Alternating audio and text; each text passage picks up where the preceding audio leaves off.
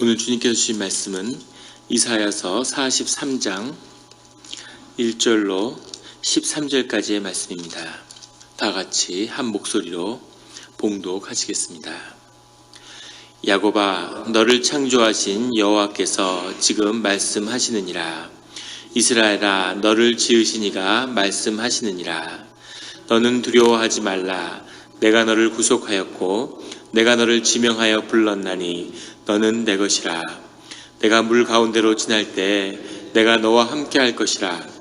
강을 건널 때 물이 너를 침몰하지 못할 것이며 내가 불 가운데로 지날 때 타지도 아니할 것이요 불꽃이 너를 사르지도 못하리니 대저 나는 여호와 내 하나님이요 이스라엘의 거룩한 이요 내 구원자임이라.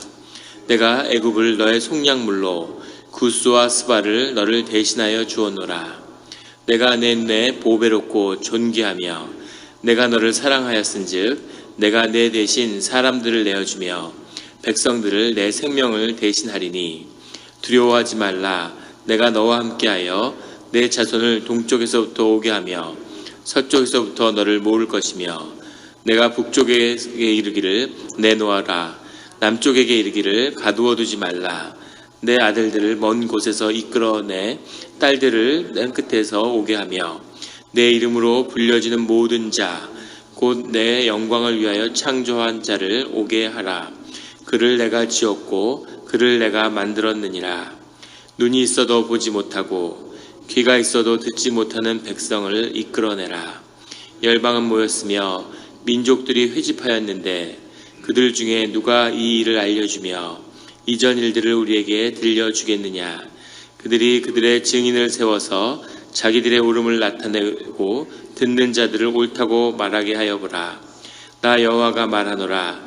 너희는 나의 증인 나의 종으로 택함을 입었나니 이는 너희가 나를 알고 믿으며 내가 그인 줄 깨닫게 하려 함이라.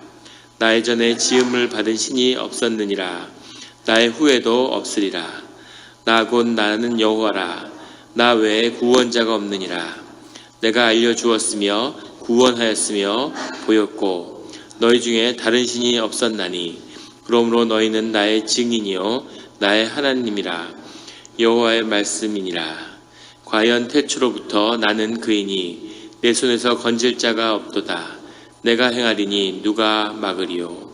아멘. 다 같이 기도드리시겠습니다. 하나님 아버지 감사합니다. 주의 음성을 듣고자 저희가 새벽 제단 앞에 모였습니다. 우리 마음의 기도와 우리 마음의 묵상이 주님께 연락되기를 원합니다. 감사드리며 예수 그리스도의 이름으로 기도드렸습니다. 아멘. 오늘 이사야서 43장 1절의 말씀은 이렇게 시작하고 있습니다. 야곱아, 너를 창조하신 여호와께서 지금 말씀하시느니라. 이스라엘아, 너를 지으신 이가 말씀하시느니라. 너는 두려워하지 말라. 내가 너를 구속하였고 내가 너를 지명하여 불렀나니 너는 내 것이라. 고난과 환난 가운데서 주님의 인도하심을 받는 주의 자녀에게 주님이 두려워하지 말라고 계속 말씀하고 계십니다. 두려워하지 말라는, 성경에는 두려워하지 말라는 말이 365번 나온다고 그러죠. 이 말씀의 뜻은 매일 두려워하지 말라고 우리가 고백하고 주님 안에서 믿음으로 취해야 한다는 그런 뜻이겠죠. 늘 주님이 우리에게 말씀하십니다. 두려워하지 말라.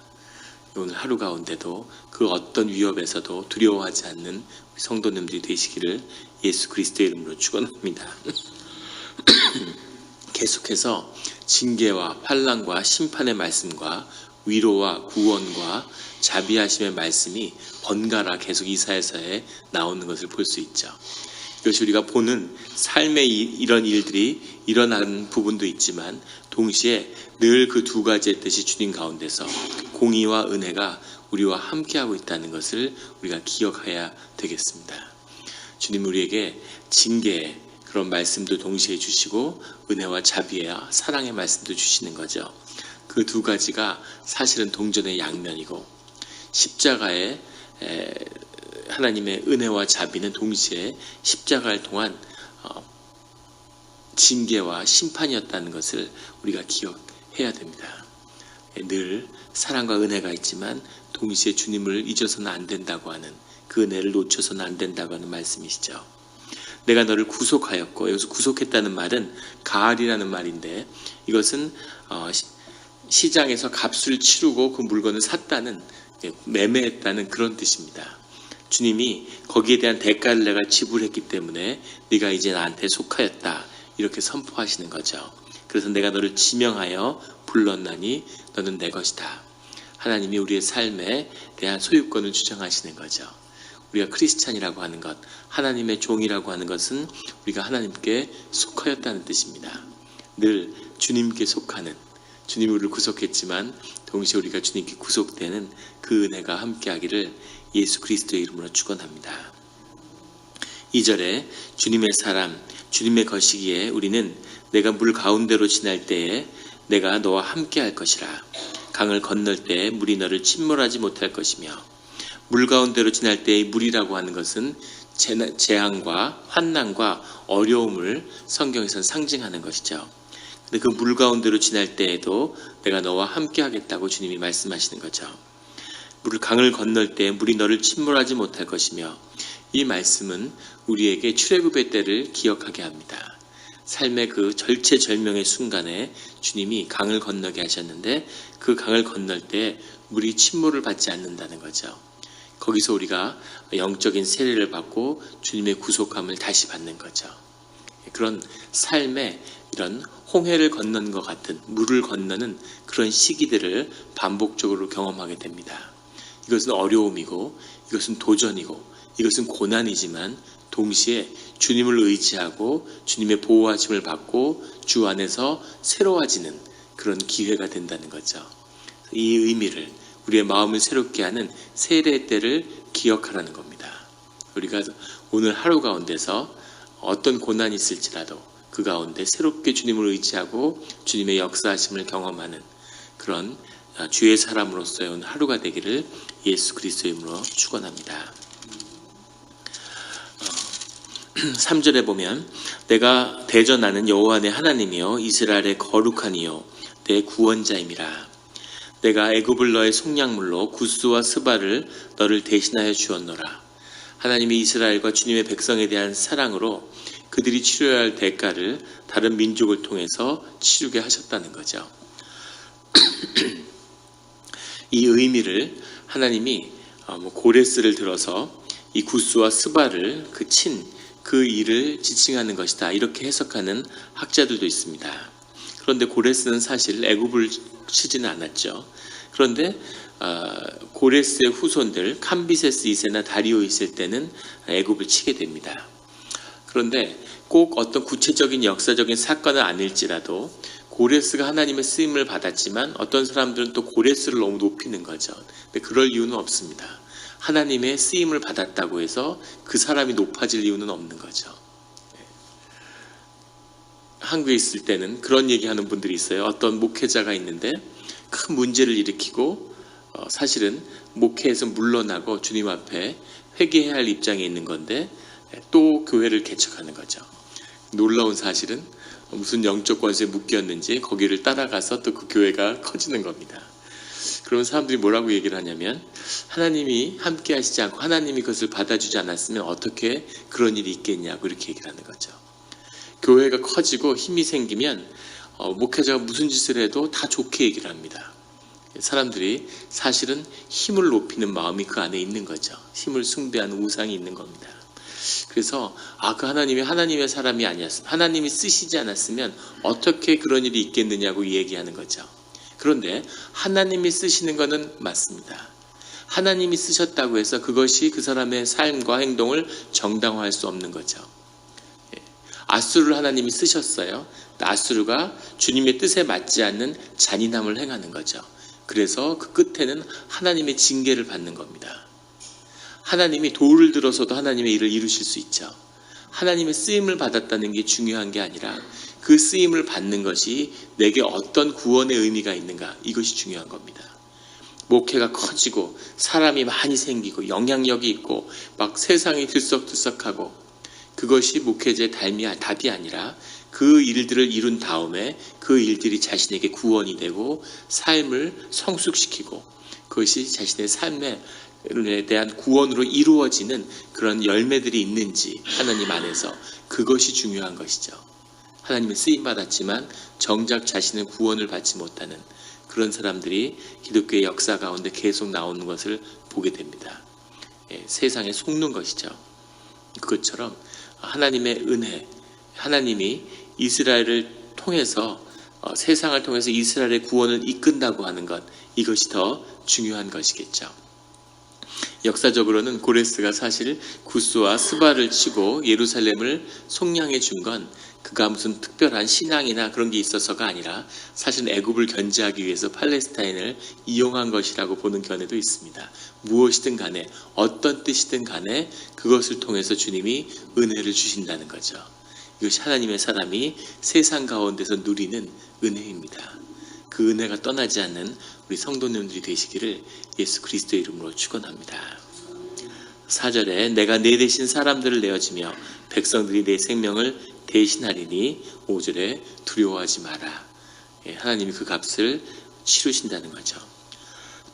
7절에 내 이름으로 불려지는 모든 자 곧 내가 내 영광을 위하여 창조한 자를 오게 하라. 그를 내가 지었고 그를 내가 만들었느니라. 여기서 중요한 것은 하나님이 그 모든 일을 이루시는 뜻이 내 영광을 위하여 라고 말씀하고 계시는 거죠. 하나님의 뜻, 하나님의 섭리가 있는 그대로 드러내기 위해서 하나님의 인도하시는 역사가 있다는 겁니다. 그런데 8절에 보면 눈이 있어도 보지 못하고 귀가 있어도 듣지 못하는 백성을 이끌어내라. 어제 나왔던 말씀이 다시 반복되고 있죠. 눈이 있어도 귀가 있어도 주님의 말씀을 듣지 못하고 들어도 알지 못하며 봐도 깨달지 못하는 그 어리석은 백성을 끌어내라는 겁니다. 9절에 열방은 모였으며 민족들이 회집하였는데 그들 중에 누가 이 일을 알려주며 이전 일들을 우리에게 들려주겠느냐. 회중을 모으고 사람들, 민족들과 열방들을 끌어내는 것을 주님이 얼마든지 하실 수 있다는 거죠. 그런데 중요한 것은 그들에게 누가 하나님의 일을 보여주고 하나님의 일을 알려주겠냐는 겁니다. 주님의 말씀을 통해서 주님의 영의 심령의 깨달음을 통해서 주님을 알게 하고자 하는 것이 하나님의 뜻이라는 거죠. 그런데 그 열방과 민족들을 모은 그 가운데 누가 그 일을 하겠느냐라고 말씀하시는 거죠. 주의 자녀들이 구속된 이스라엘이 그 일을 해야 된다.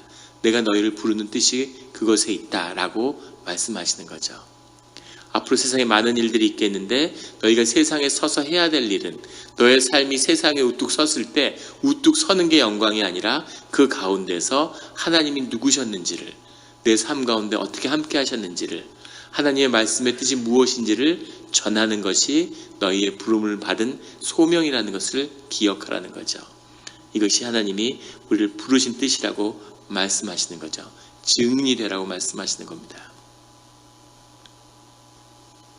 사라마고라고 하는 작가가 있는데 그 사람이 쓴 유명한 노벨상을 수상한 작가죠. 눈먼 자들의 도시라고 하는 시티 오브 더 블라인드인가 뭐 그런 책이 있습니다. 이유를 알 수 없는 바이러스가 도시를 감염하니까 사람들이 눈이 머는 거예요. 눈이 머는데 눈먼 자들이 점점 퍼지는 거죠. 그래서 그 바이러스를 차단하기 위해서 눈먼 사람들을 수용소에 격리하게 됩니다. 주인공은 여자 주인공인데 남편이 눈이 멀게 되죠. 그래서 수용소에 들여보내야 되는데 와이프가 이제 마음에 남편 혼자 보낼 수가 없는 겁니다. 그래서 본인은 눈이 멀지 않았는데 남편을 따라서 같이 수용소에 들어가게 되죠. 그 남편을 이렇게 돕고 수발을 들어주기 위해서 수용소에 들어가는데 그 안에서의 모습들을 다루는 그런 이야기죠. 사람들이 눈이 멀어가는데 눈이 다 먼 상태에서 자신의 눈을 뜨고 있는 겁니다. 이것이 사실은 여기서 이야기하는 증인된 삶의 내용이죠. 사람들이 눈이 멀었다는 이유 하나로 점점 더 짐승과 야수로 변해가는 겁니다. 질병에 걸렸다고 무슨 짓이든 막 하고 수용소에 눈먼 자들이 모여 있는데 거기다가 식량을 갖다 주죠. 그럼 서로 도와가면서 나눠가면서 열심히 사는 게 아니라 그걸 약탈하고 범죄가 만연하고 인간의 그 안에 있는 그 추악한 죄의 본성이 드러나서 완전히 생지옥이 되는 거죠. 거기서 남편을 지키고 삶을 지키기 위해서 몸부림을 치는데 눈을 뜨고 그 범죄들을 본다는 게 고통스러운 거죠. 자기 눈을 찌르고 자기도 눈먼 자가 되고 싶은, 눈을 멀어서 그들처럼 같이 그 욕망과 본능에 휩쓸려서 본능으로 살고 싶은 그 충동 속에서 번민하는 그런 주인공의 모습이 나옵니다. 그것이 복음을 받은 자, 하나님의 증인된 자의 삶을 이야기하는 거죠. 다 눈이 멀었는데 나는 눈을 뜨고 있는 거죠. 그것이 정말 축복이 되겠습니까? 정말 나도 눈이 멀고 세상에 휩쓸려서 그렇게 살고 싶은 그런 것에 우리가 시달리고 있지는 않습니까? 그것이 주님이 우리에게 부르시는 도전인 거죠. 오늘 12절에 너는 나의 증인이요 나는 하나님이라 여호와의 말씀이니라. 너희는 눈을 뜨고 증인이 되라고, 하나님의 일을 보고 하나님의 말씀을 듣고 하나님이 누구신가를 기억하고 하나님의 일을 선포하는 증인이 되라고 우리에게 말씀하시죠. 이것은 복된 길이고 이것은 축복이지만 이것은 고난이 있고 또 이것은 어려운 길입니다. 그 길 가운데 주님이 우리를 선택하였고 우리를 구속하였고 우리를 부르셨다고 말씀하시는 거죠. 구속함을 받은 백성으로서 늘 고통과 어려움이 있지만 괴로움이 있지만 그래도 이 눈먼 자들의 도시에서 눈을 뜨고 살아가는 그런 우리 성도님들이 되시기를 예수 그리스도의 이름으로 축원합니다. 기도드리시겠습니다. 하나님 아버지 감사합니다. 때로는 양심을 지키고 주님 안에서 선하게 산다는 것이 참 어려울 때가 있습니다. 세상에 휩쓸리고 욕심을 채우고 같이 욕을 하고 미워하고 신나게 싸우면서 분탕질을 하면서 살고 싶은 그런 죄의 유혹이 우리의 본능 가운데 있음을 보게 됩니다. 주님이 우리를 구속하셨으니 십자가의 보혈로 우리의 삶을 선물로 주셨사오니 이 삶을 존귀하게 살게 하여 주시옵소서. 삶이 축복이 되며 삶에서 이룬 열매들이 자녀들에게 뿌리 내리는 그런 일들을 보고 기뻐하는 그런 삶이 되게 하여 주시옵소서. 하늘의 은혜를 늘 사모하며 귀가 열리고 눈이 뜨일수록 더 깊은 더 많은 것을 보고 배우며 깨달는 그런 하나님의 성령의 축복이 우리의 심령의 축복이 우리의 삶 가운데서 풀려나는 줄 믿습니다. 고통이 있고 고난이 있지만 그 길을 갈 때 주님이 함께 하시며 그 어떠한 세상의 불도 우리를 태울 수 없다고 말씀하셨사오니 그 불을 지나갔을 때는 정금처럼 더욱 빛이 나는 세상을 환하게 비치는 빛이 되는 그런 주님 속에 깊이 연합된 우리 자신의 모습이 발견되기를 원합니다. 감사드리며 예수 그리스도의 이름으로 기도드렸습니다. 아멘.